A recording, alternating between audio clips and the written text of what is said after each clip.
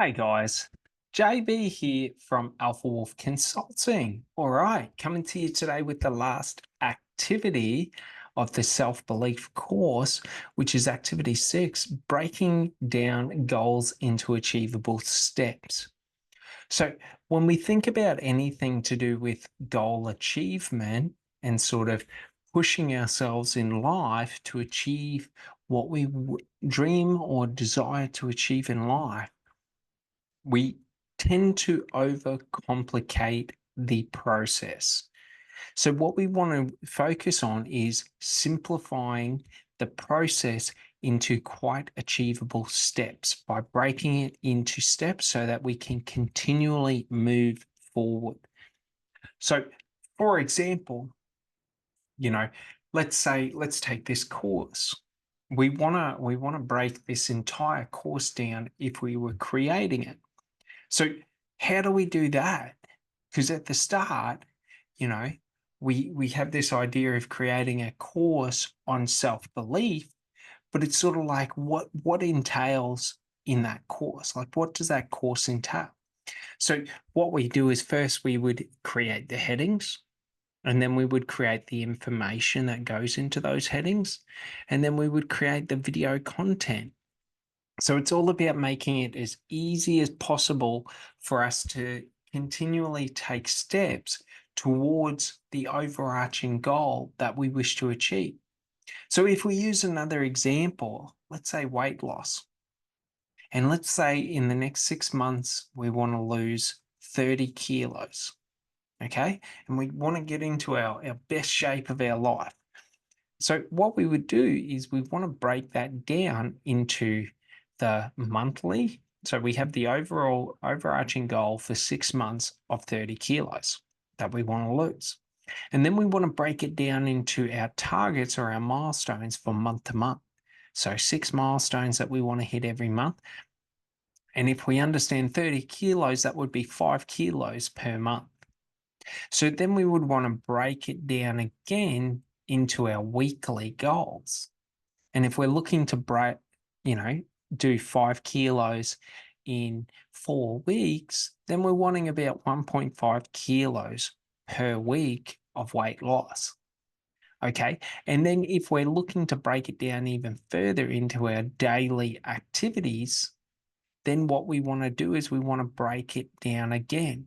So we're just trying to create an overarching project. Okay. We've got a time frame, we've got project goals. We want to have our project milestones, okay, of each of the indicators that tell us that we're on track. If I'm losing 5 kilos a month, I'm on track to hit the target. Okay. So essentially, if we're thinking about it in 6 month terms, it's quite easy to miss 3, 4, 5, 10 days a month because our mind is focused on the big picture, but it's not understanding the small incremental steps that are getting us to that big picture. So that's an important thing, is that we want to break down the activities that are creating the results that we want. Because if I'm losing 1.5 kilos per week, what activities do I need to do? Well, I would probably need to, restrict my fat intake. So restrict fat and carbs so that my body is burning fat at a higher rate. I would want to have milestones to hit of daily activity and things like that. Because if I'm hitting daily activity and I'm dieting, the likelihood that I hit that goal and exceed that goal week by week by week is quite achievable. But the other thing is to understand the momentum, so that at the start, it might be quite difficult for me to, let's say, train an hour a day. And it might be quite difficult for me to have such a restrictive diet. But 3, 4, 5, 6 weeks in, it becomes a habit. So we're trying to break our goal down into achievable steps that we can take day in, day out, so that we're creating a new habit. to be able to achieve the goal, but also to be able to sustain the goal. Because if we don't reform and reshape our habits, what will happen is even if we achieve the results, we will fall back into the trap of the old habits. So that's an important aspect of it, okay? Is that when we're trying to achieve goals in life, what we are trying to do is we are trying to reshape and condition in new habits of someone who is achieving what we seek to achieve. For example, someone who has the ideal body shape and ideal body type and their ideal body in life is someone that daily takes responsibility for their diet and their exercise. And it becomes quite easy for us when we understand that diet and our exercise routines are what get us the results. So for us to break that, exercise routine or to break that diet routine, we just know it's going to negatively impact the overarching goal. Does that make sense?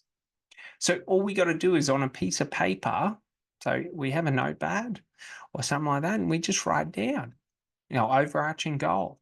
And then we put a time frame next to it.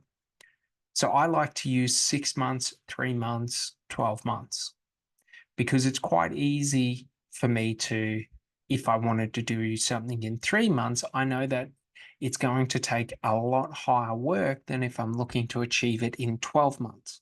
If I'm looking to lose 30 kilos in 3 months, that's 10 kilos per month. If I'm looking to lose 30 kilos in 12 months, well, that's around 2 to 3 kilos per month.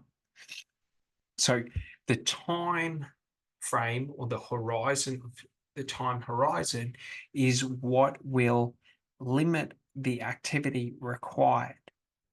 If I'm happy to do it over a longer period, I don't need to do as much or worry as much. If I want to collapse that time frame and do it over a shorter period, then I'm going to have to do a lot more activity in the short term to get the quicker results. So on a piece of paper, we write down our overarching goal, so our top goal, and then we break it down into our monthly goals.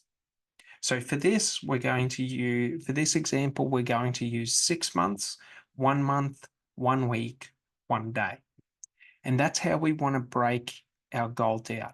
So we have our overarching 6-month goal, and let's say it's to lose 30 kilos. And then we break it down into our monthly goals of what do I need to hit per month to be able to hit that target at the end. And we might put 5 kilos. And then we break it down to our weekly goal of what do I need to hit per week to track to hit that end goal in 6 months. And that would be around 1.5 kilos roughly. And then we work it to our daily. So if I'm looking to lose 1.5 kilos per week, then I'm roughly looking to lose 200 grams of fat per day. So it becomes quite achievable on the daily level. And what we're able to do is we're able to progress and push further. And we're able to build up that momentum and build it up and build it up. Okay. But we also have to understand, well, what are going to be some of the requirements that I need to be able to hit it? So I need to be able to do X amount of work per day. I need to have X diet per day. Okay. And we want to track and measure this. So it's good to have sort of this goal and this achievement set in a book, and then basically to just go through and set it out so we have a point of reference that we can always look back to. So we know the 6-month goal, we know the monthly goals, we know the weekly goals, and we know the daily goals. And this works across everything. So if we took, for example, sales, and let's say we wanted to get 60 sales in 6 months. So per month, we want to get 10 sales. To get 10 sales per month, we want to be getting about 3 sales per week. To get 3 sales per week, we want to be, doing what activity. So the monthly goals, okay, are the outcome results. The daily and the weekly goals are the activities that get the results. So in the months, we want to be tracking the outcomes that we want. And then in the day to day, we want to be tracking and measuring the day to day and the week to week. What is the activity level that I need to keep so that I can achieve what I want to achieve? And by breaking down any goal, for example, let's say you wanted to make $1 million a year, that's roughly $100,000 or $95,000 a month. To hit that, you're probably looking at about $20,000 to $25,000 per week. Now, to earn $20,000 to $25,000 per week, what activities would we have to do that? So we want to work out, well, what is going to be the impact of the actions that I take? So what is the value of each sale that I need to get? What is the value? What is the activity required to achieve each sale? So, for example, for me personally, when I used to work in property sales, I had targets of 10 to 20 new clients per week. So to get those 10 to 20 new clients per week was between 100 to 120 calls per week. And then we get into the effectiveness of each of those calls. So we're just getting the metrics and the activities, and then we're working out how do we increase the effectiveness of each action taken. And as we increase the effectiveness of each action taken, we get the choice we can either lower the amount of work that we are doing to maintain that goal, or we can look to extend and increase that goal. Okay.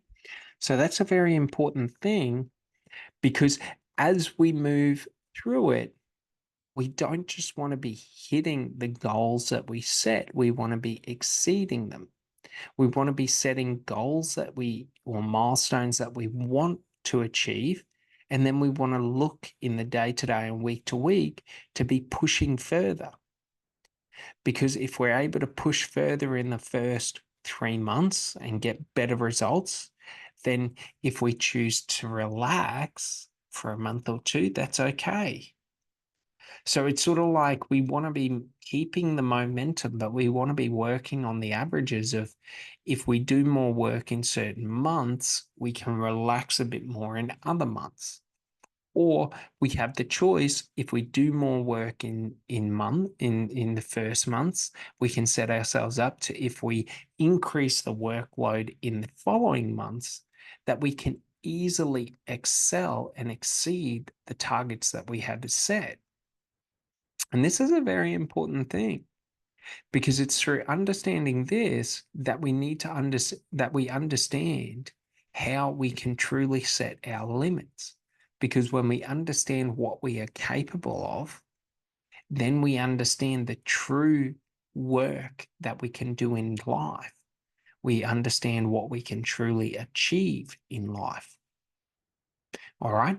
So just remember, for this activity, what we're looking to do is we're just looking to map out a framework of the project that we want to have. So we want to have our time frames.